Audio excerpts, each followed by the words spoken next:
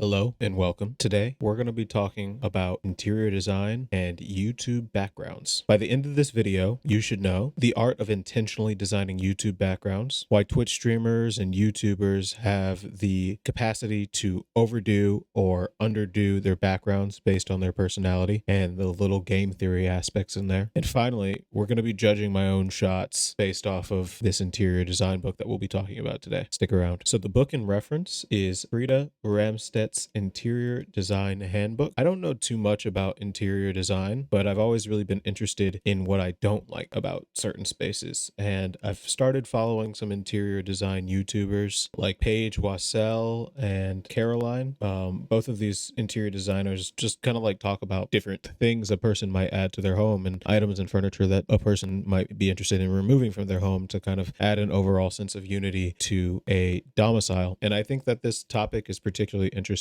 for people like me who have set up a camera and a key light and are also dealing with the constraint of recording in one's bedroom, right? Like I live here, like that. There's my bed right there and my closet with all my clothes. And how do you make a space that's kind of appealing and inviting to a potential viewer without really kind of like going too hard? I think that this lends to intentional design. The intentional design of a background is kind of interesting because basically what happens is that you have to think about what elements are you going to have in your shot and what elements aren't you going to have in your shot and why. A little bit later, like I said, we're going to be talking about my own background and the kind of choices that I made with the financial restrictions that were at play, as well as kind of like the restrictions of the fact that this is, again, my room. But I think at the end of the day, it's adding intention to the thing that's going to be visible for camera ready recording. And Frida Ramstedt's book, The Interior Design Handbook, goes into a lot of more detailed technical reasons to things that people might find intuitive or non-intuitive about design. The rule of thirds, for example, wabi-sabi, which is basically this Japanese decor style of imperfection and leveraging imperfection to make something a little bit more beautiful or a little bit more homey feeling. So I'm going to take away a few quotes from the Interior Design Handbook, and we're going to just like talk about them for a minute and see kind of like what decisions that I made in my own space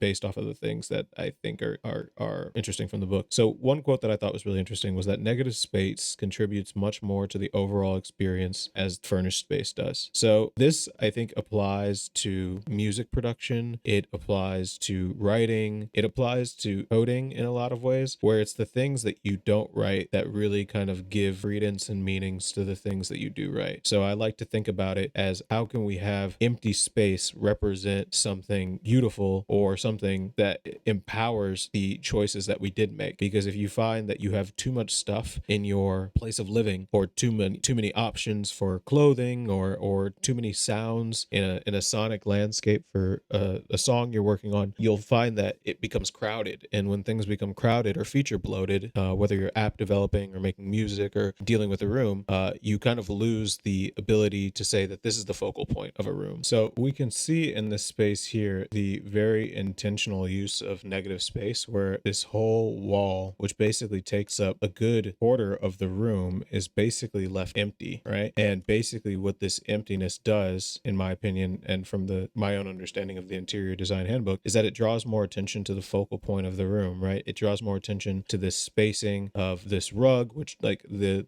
lines on the rug draw your eyes up towards the couch, which draw your lines up to the wall and then back to the ceiling, which draw them back down here, right? So there's like an element of gravity in this room that's created by the emptiness of the space. And the reason that I talk about this is because I think it's kind of opposite to what's happening on Twitch and YouTube, where the goal is to make things big and loud and large so that you can attract the attention of an audience easier. I'm not a huge fan of this style. I think that these lights can kind of be aggressive and in one's face and a little bit unbecoming of kind of perhaps what a person is trying to tell their audience about who they are, because you're just constantly being distracted by and bombarded by lights in the background. But these tools are very effective for very long streams to kind of serve as a entertainment booster for a potential audience member who could just randomly come in. So I think for the case of Twitch, it makes a lot of sense to have a background like this, because you never know when a new audience member is going to come in into your thing. So that being said, I think that, again,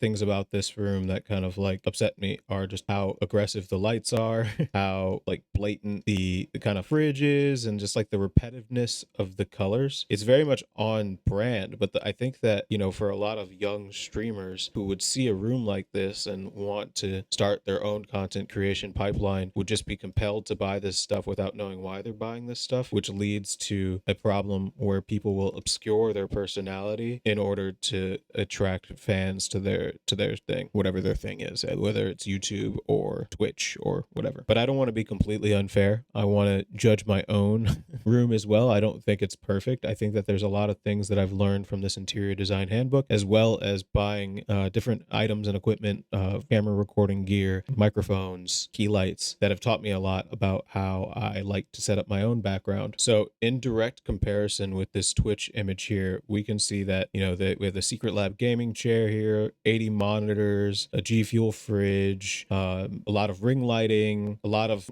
different decals and stuff like that in the back. Mine is pretty much the opposite, right? Like I have a mirror here in the corner with a very cheap fake plant thing on top of it, fake vine that I got from Amazon for like $10. I have a whiteboard. Now this, to me, I think this whiteboard is actually a big part of my personality. I spend a lot of time coding and writing algorithms and doing different architectural things, computer architecture that is. So having a whiteboard is really critical to the way I work. Below it is my air purifier with a sock on it. The reason I have a sock on it is because this light flickers and I sleep right over here, right? So like the light is so bright and there's no way to turn the light off on this. So I literally just threw a sock on top of it. It dual serves a purpose when I'm recording. It's actually going on behind me that it doesn't flicker on the camera. So that's another plus. Here, I literally was too cheap to buy a nightstand. So I have a suitcase that I put my Amazon Alexa on. I have a pretty cheap chair, another Amazon Basics chair. I think that I would like a nicer chair eventually, but that's something that's just kind of is the way that it is.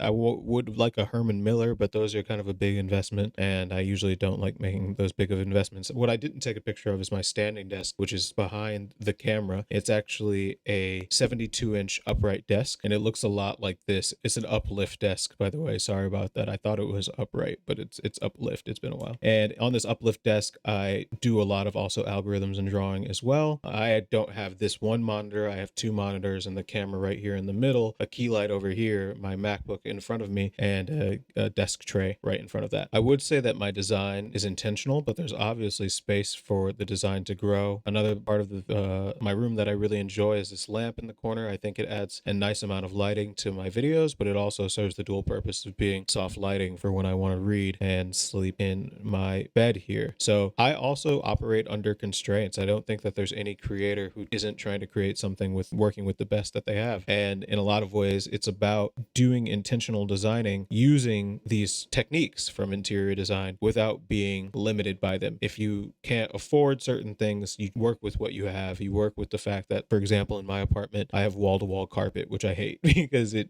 really limits my ability to kind of add rugs and kind of decals like that. But also we've learned that through intentional designing, what you shouldn't do is try and overdo or underdo your personality. You should try and be honest with yourself and create something that is true to you. And I think in a lot of ways doing that is avoiding making rooms that look like this, unless you truly do aspire to be a Twitch streamer with just purple, red, and blue lights everywhere, which some people do. But that's the video for today. Thank you for watching. Check out stenography and all that stuff. I've been me, you've been you. Go interior design some rooms that you video record in and make them camera ready with what you got. So have a good one.